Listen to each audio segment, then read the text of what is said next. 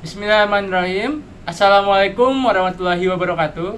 Perkenalkan, nama saya Zaka Lafiza, mahasiswa Program Studi Manajemen Sumber Daya Manusia tahun angkatan 2020 di Politeknik Ketenagakerjaan dengan nomor induk mahasiswa 1020200030.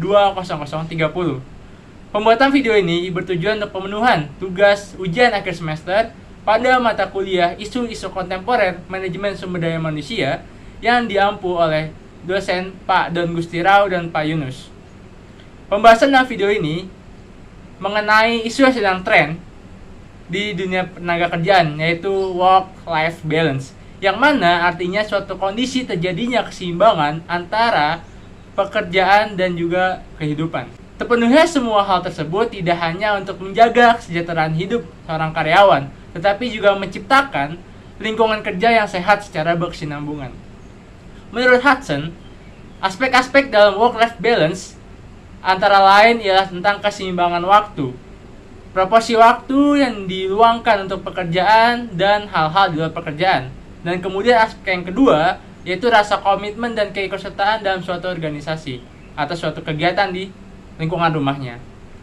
Tentu, work-life balance ini sangat penting bagi para karyawan, bagi para pekerja, terlebih lagi dengan generasi Z yang sekarang ini, yang mana work-life balance ini menjadi sebuah tantangan tersendiri bagi Gen Z.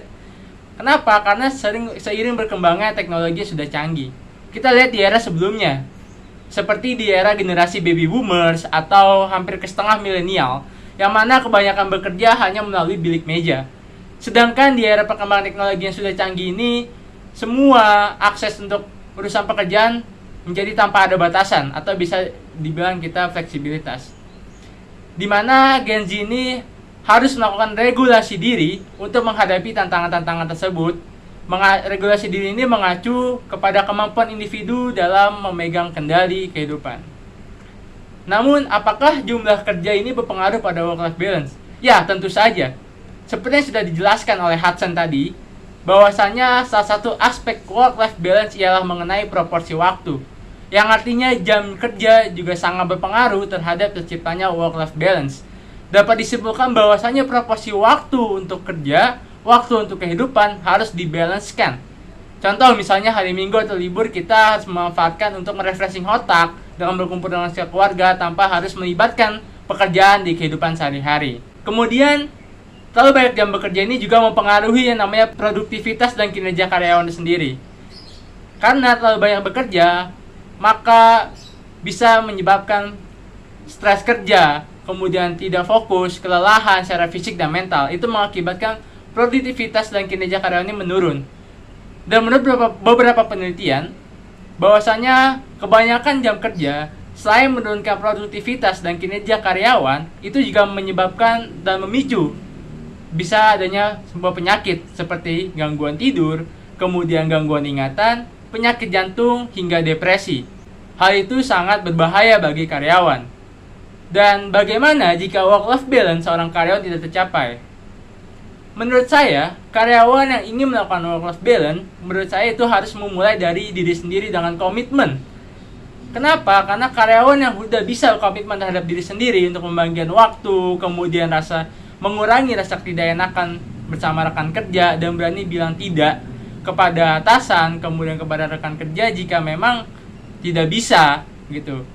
Dan juga harus mengurangi sikap perfeksionis dan menjaga serta menciptakan lingkungan yang bersih. Jika dalam diri sendiri sudah bisa memanage hal tersebut, sudah bisa berkomitmen, seberapa besar faktor dari eksternal, misalnya atasan, rekan kerja, serta lingkungan yang ada di sekitar tidak terlalu bersignifikan terhadap work-life balance seseorang.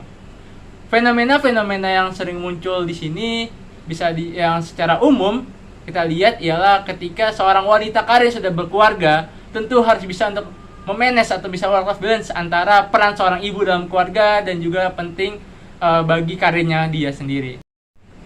Contoh work-life balance yang tadi saya sebutkan, salah satu fenomena tersebut sebagai pembahasan terakhir saya dalam video ini. Apabila terjadi kesalahan kata dan makna yang saya ucapkan, mohon maaf dan terima kasih atas perhatian dan waktunya untuk melihat tayangan video ini. Kurang lebihnya mohon maaf. Wassalamualaikum warahmatullahi wabarakatuh.